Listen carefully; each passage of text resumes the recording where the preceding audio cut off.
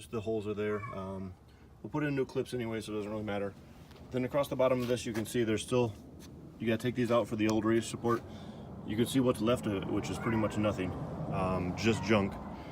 You can see the piece that's inside the radiator there, or inside the condenser. It's stuck inside there, so it all leaked out. Then all this will just come out. But actually the fan, yeah, the fan's cracked on the backside here, so it's gonna be junk. As you can see, the air box is obviously junk. The intake, the oil filter there is hit. It doesn't look to be anything else hit. I've done a couple of these cars and you can see that since the starter's right there, sometimes the starter gets hit pretty bad. This one doesn't look like it's hit. The belt is garbage on it. Luckily I have a new belt here. As you can see, it's ripped out, so that's another reason the car wouldn't have started. Motor mount here is garbage as well. Some of these parts on the Fords are kind of expensive. I mean, this motor mount alone it's over $100, so we'll see what happens. I got the glass guy coming in a little bit here to take off the quarters, so we can get the bolts out. There's 2 bolts across the top. There's a bolt inside here, then there's another 2 bolts on the bottom, and you got this one here up top. He's gonna come and do the glass as well, just to get the car running. I want it off the trailer today, so all this is happening quick. If you were to do this to a car, it wouldn't take you probably more than an hour. But the thing is, you got to make sure that the frame rails are straight, and these are pretty good condition. Got this bent up a little bit here. We're going to take a crowbar and bend it back.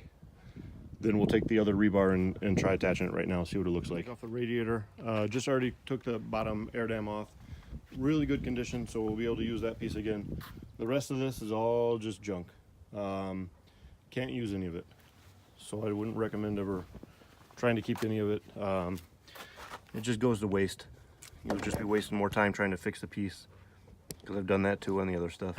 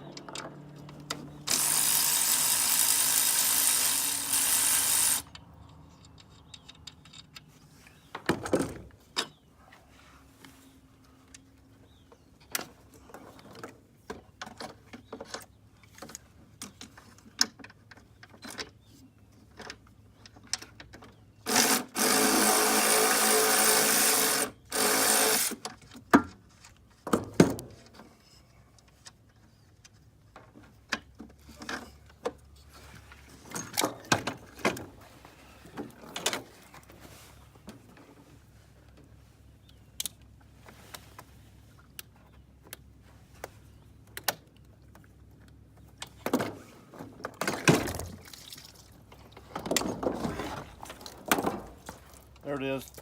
You got the radiator support. Sorry, not the radiator support. The fan, the radiator, the condenser.